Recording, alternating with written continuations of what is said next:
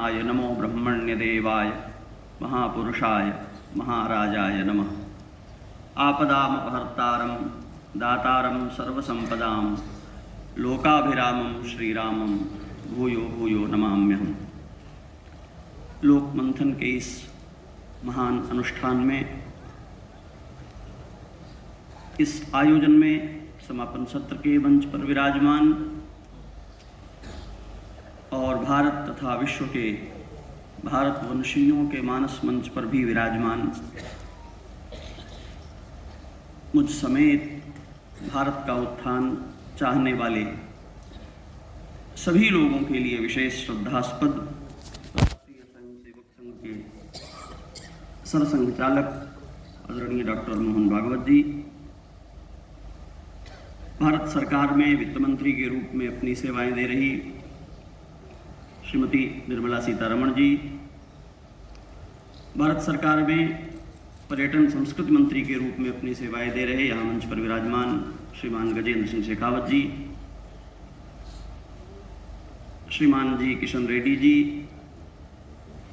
और अभी जिन्होंने सिंहावलोकन प्रस्तुत किया श्रीमान जयनंद कुमार जी, संचालन कर रहे श्रीमान प्रफुल्ल केतकर जी, कुछ एक नाम मैं छोड़ रहा हूँ विस्मृति के भय से भी और इसलिए भी कि कुछ समय बचे। सम्मुख विराजमान भिन्न भिन्न आयामों के विधाओं के विशेषज्ञ मनीषी, जिनका अलग अलग रूपों में यहाँ भी उल्लेख किया गया, प्रतिभागी के रूप में, वक्ता श्रोता के रूप में, किसी भाव से अपनी राष्ट्र की समुन्नति, उसके व्यक्तित्व, उसके चरित्र को समझने और उसके प्रति अपनी भूमिका को स्पष्ट करने के लिए यहाँ भाग्यनगर में उपस्थित आप सभी सौभाग्यशाली देवियों और सज्जनों, बीते दिवस के जो सत्र हुए हैं उनमें इतनी सारी बातें आपने सुनी समझी हैं और ये सभा ऐसे मनीषियों की, विद्वानों की है, तो मेरे लिए कोई व्याख्यान का अवकाश आज नहीं है और इसमें भी लिखा हुआ है आशीर्वचन। तो मैं कुछ एक बातें और एक बात जो भी यहाँ से कही गई जो बहुत महत्वपूर्ण है, अयोध्या के बिना लोक मंगल की भावना कम से कम भारत के लिए स्पष्ट नहीं हो सकती और यही कारण है कि भगवान श्री राम का जो विरुद्ध है, उनकी जो कीर्ति है, उनमें सबसे अधिक रेखांकित किए गए शब्दों में एक शब्द है लोकाभिराम। लोकाभिरामम रणरंगधीरम राजीव नेत्रम इत्यादि। तो मैं कुछ सूत्र रूप में थोड़ी सी बातें कहूँगा और अतिकाल का संकोच मुझे भी है, अगर लगे कि देर हो रही है तो आप संकेत कर देंगे, ये अनुरोध है। लोक क्या है? दक्षिण के वैष्णव परंपरा के एक महान आचार्य की एक पंक्ति है, श्री स्तव के अंतर्गत मैं उसकी एक पंक्ति का उद्धरण करता हूँ और मुझे लगता है कि वहाँ से आपको लोक दिखाई पड़ेगा।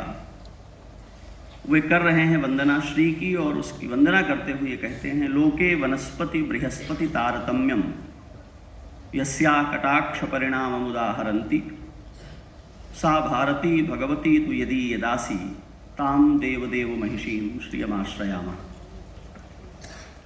आप सब अभिज्ञ हैं, केवल एक पंक्ति जो श्लोक की पहली पंक्ति है,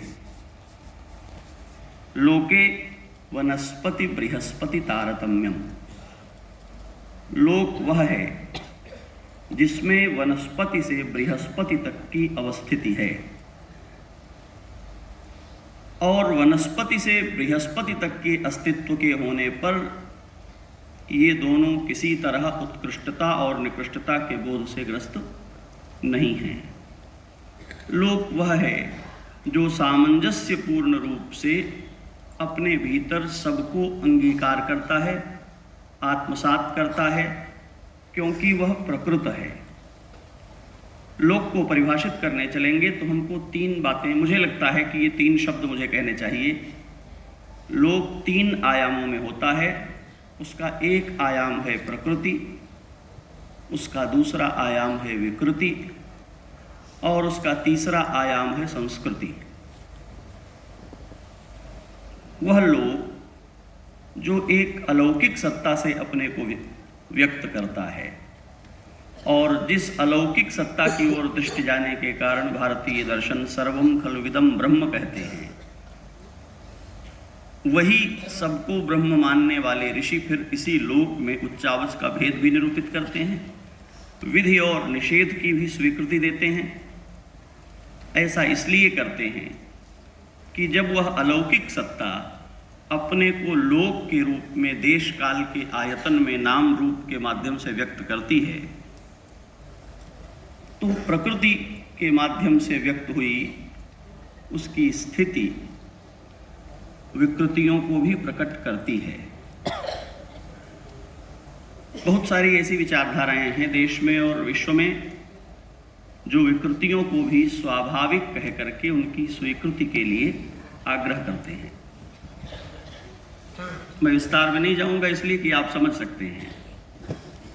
प्रकृति जो निर्माण करती है उसकी जीवन यात्रा में देश और काल के संघात में प्रकृति के कई सारे चिन्ह, कई सारे उपलक्षण विकृतियों की तरह सामने आते हैं, और उन विकृतियों को फिर से प्रकृत रूप में जीने के लिए उपयोग्य बना देने की जो पद्धति है उसका नाम संस्कृति है।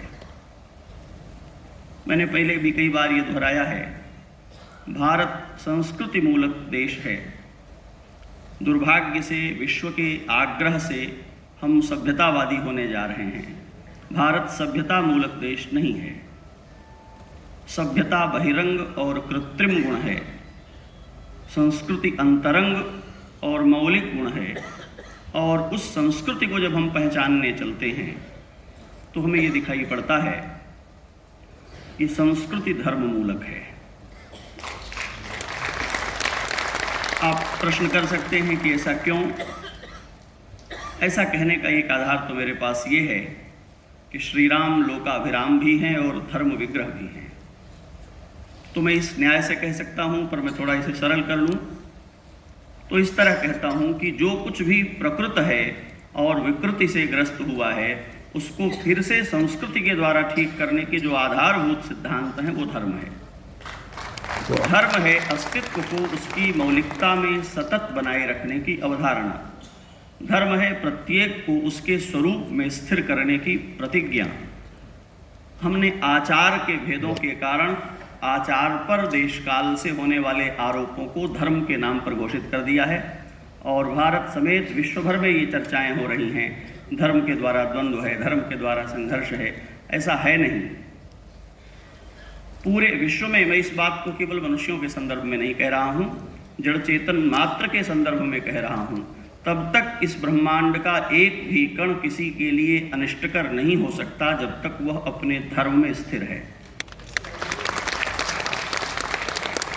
विकृतियां करती ही यही हैं कि वे किसी को भी उसके धर्म से च्युत करके उसमें धर्माभास इत्यादि प्रकट कर देती हैं।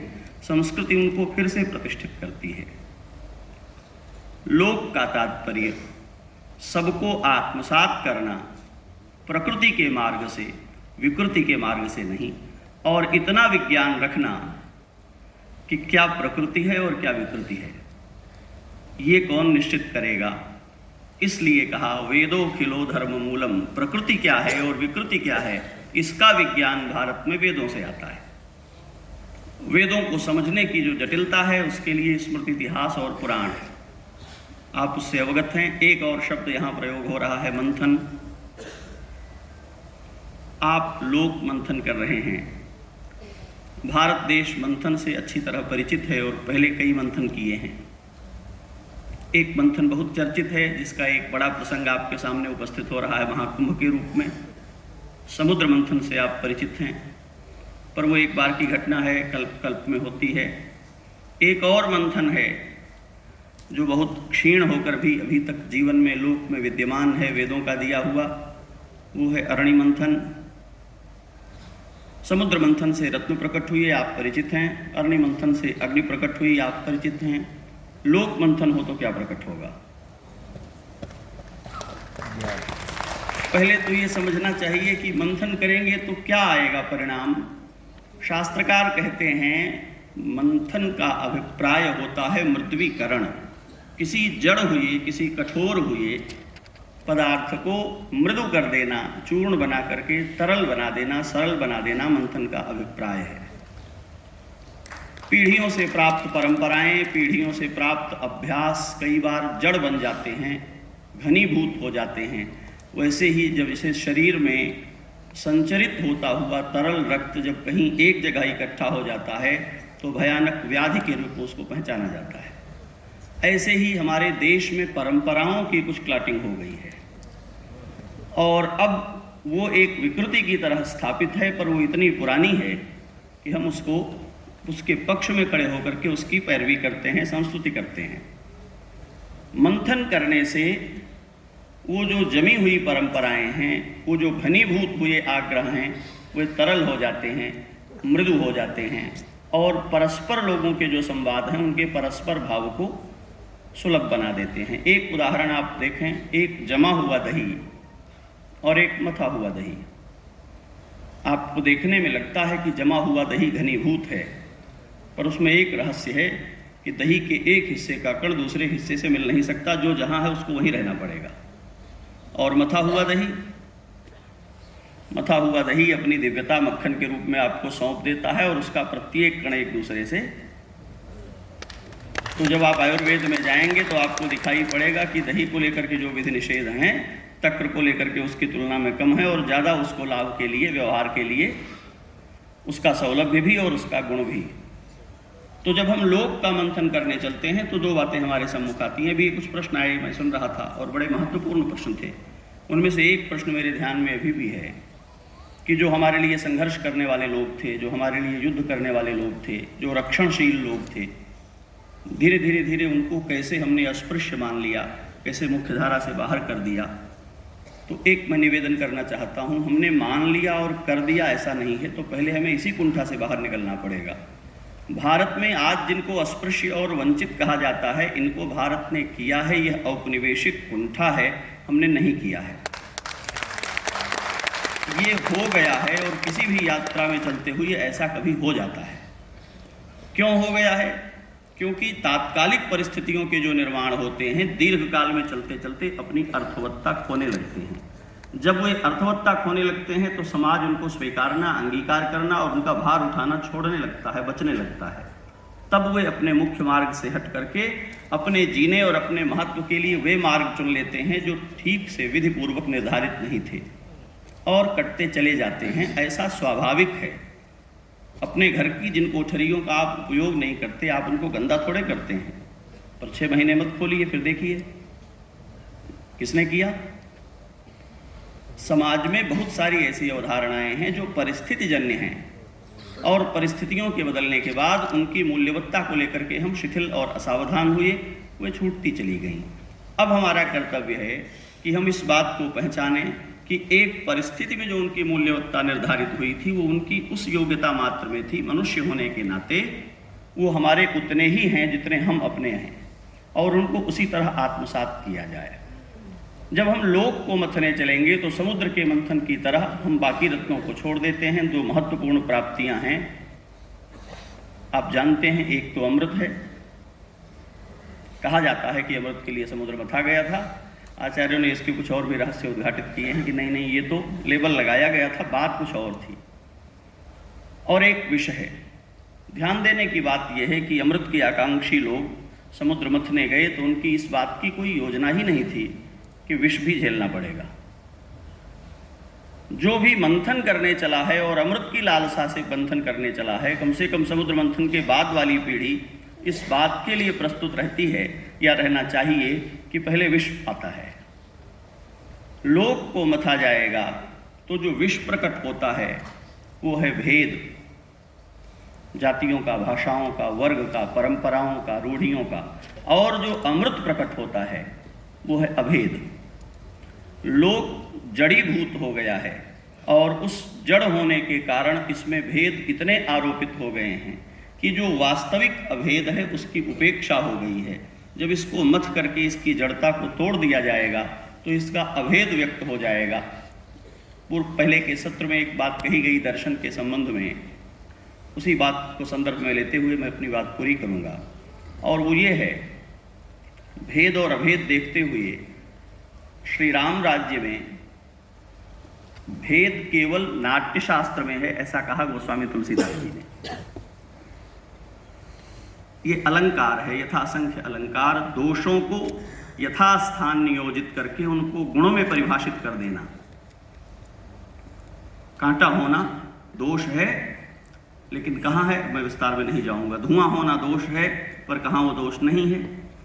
नाटक मंडली में काम करने वाला व्यक्ति नाट्य का रूप धारण करने पर जो भेद प्रकट करता है, वो जानता है ये सब नाटक है, मैं असल में राजा नहीं हूं, अपने अभिनय का हिस्सा नहीं मिलेगा तो मेरा काम नहीं चलेगा। नाट्य मंडली में राजा बनने वाला कह दे अपने मंडल के संचालकों की मैं तुमको क्षमा करता हूं अपने हिस्से का पारिश्रमिक, ऐसा हो सकता है क्या? वो जानता है कि मैं बना तो राजा हूं, मैं राजा नहीं हूं। तो जब नाट्य शास्त्र में भेद निरूपित कर रहे हैं तो वहां एक संदेश निहित है। भेदों को जीते हुए, भेदों को बरतते हुए भी भेद यथार्थ नहीं है, अभेद ही यथार्थ है। इस बात को जानना, व्यवहार की योग्यता में समाज को चलाने के लिए जो चीज़ें बनी हैं उनके विज्ञान को पहचानना। और श्री राम की लोक दृष्टि के लिए मैं केवल एक संदर्भ रख करके बात पूरी करूंगा, और वो ये है कि लंका में जाकर के रावण से युद्ध करते हुए श्री राम ने अयोध्या की सेना नहीं बुलाई, देवताओं की सेना भी नहीं बुलाई।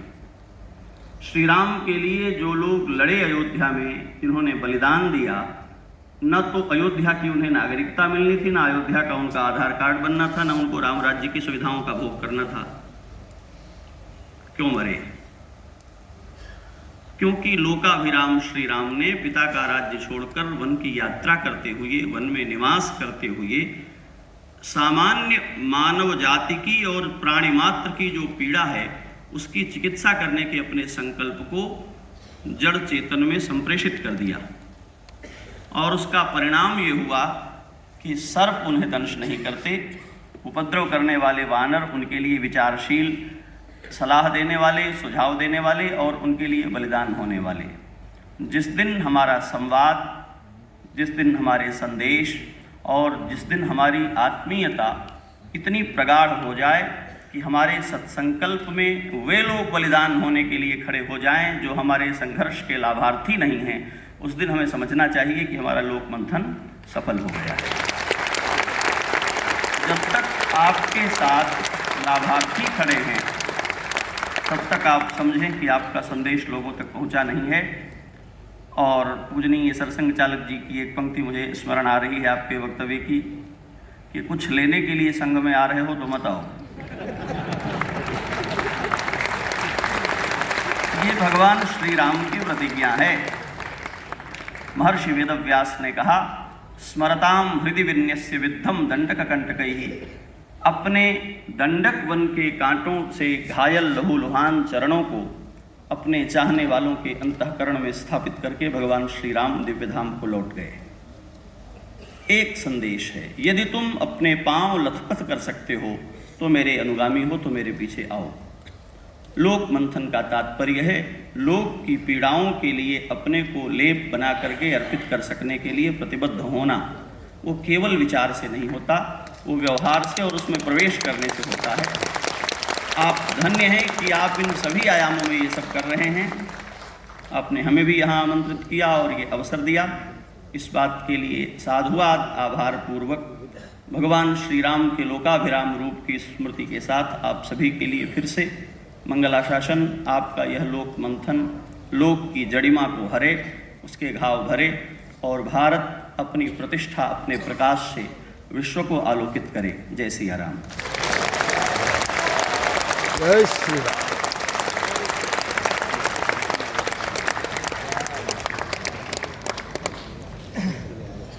बहुत बहुत धन्यवाद पूज्य स्वामी जी, आपके इस आशीर्वचन